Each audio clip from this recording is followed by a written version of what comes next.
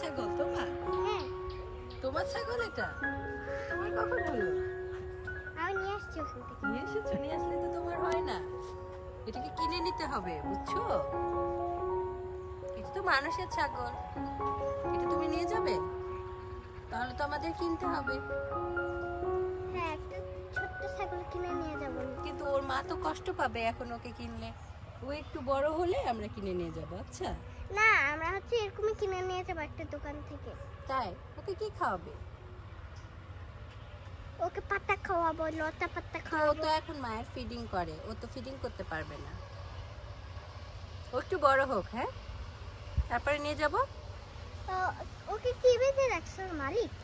হুম, তো এটা কার কাছে আসছে? ওর মাকে তো আমি দেখিনি। ওর মা কই? দেখনি ওর মাকে?